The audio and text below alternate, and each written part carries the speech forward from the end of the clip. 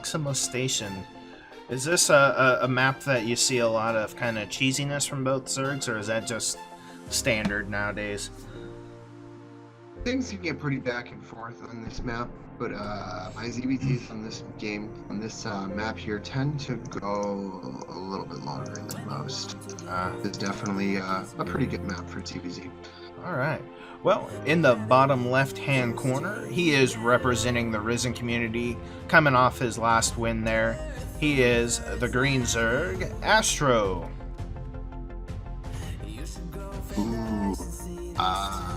And in the top right-hand corner of the map, we have the Red Zerg from FYL, the ace player from that clan, WildFire.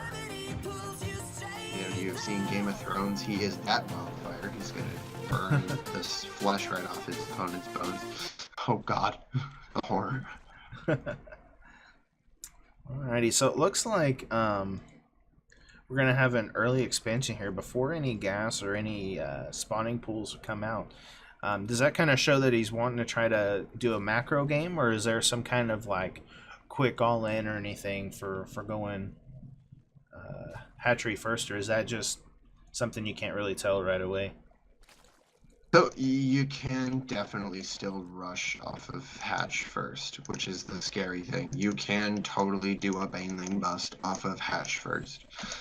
It's not quite as aggressive as pool first, but you can ling bane off it.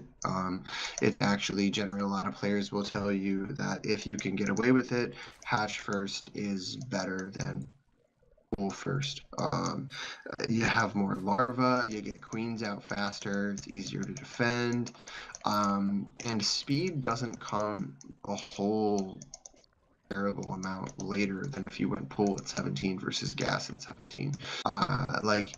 We see speed going for WildFire. If you take a look at it up there, it's getting close to being a third of the way done, but Astro can start his right now. So you know what I mean? Like, by the time it pops for WildFire, he only has to hold for so long before he has speed pop for him as well. Yeah. And so do you think having the early hatchery there, then, does that help him build up a better economy for the Green Zerg player if he does end up holding that kind of initial push? Or the initial, like, Zerglings that are being made there?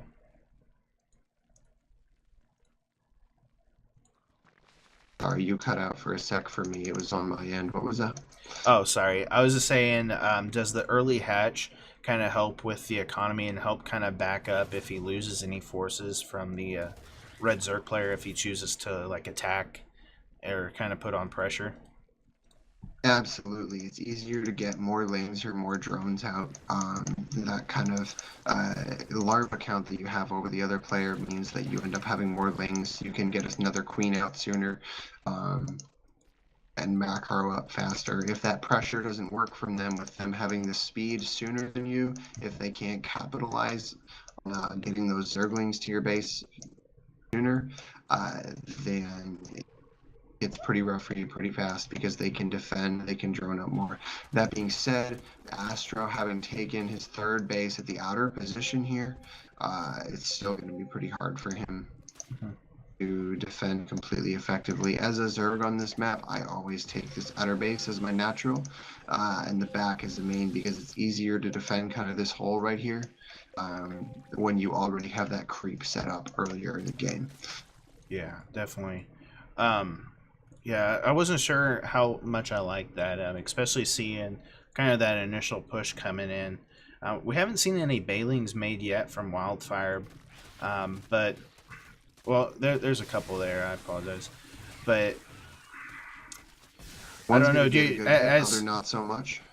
As Astro, do you just kind of sit back, kind of, I guess, tech up, and then kind of make a push, or do you still kind of put on that pressure and try to... He should be droning behind this. He knows that his opponent, or should know that his opponent, has kind of committed pretty hard to trying to kill him.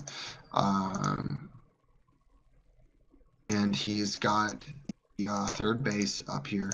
I think that what he should be doing behind this is droning up, not making more lanes. As a Zerg, well, losing those Lings now it's pretty tough. But as a Zerg, you got to keep your units alive. You don't want to. You want to make really good trades. They're super important. You also need to know when you need to drone versus when you need to make units. There's times where you can literally, as a Zerg, you can be winning a game and then you can just lose because you made drones instead of making army. Yeah, Like, definitely. or vice versa. You end up being too far behind on macro. Additionally, if you drone up or you spend money on other things and then you throw away your army senselessly, you get a bunch of wings in your base, like what's happening to Astro now. Oh yeah. I mean, both players did kind of go for the, or both went for Roach Warrens, but yeah, he's getting so much damage done here. Those lings were just so uncontested, and he cleans up these extra lings. I just don't see anything else that he can really do. I mean, he does have a couple That's pretty much GG, roaches, and but that's why yeah. you really need kind of an earlier way of defending your base in case something like this happens. But now with no drones being left, really 5 drones left for Astro, that is going to be GG, and that is going to move us on to the ace match in tonight's Clan War.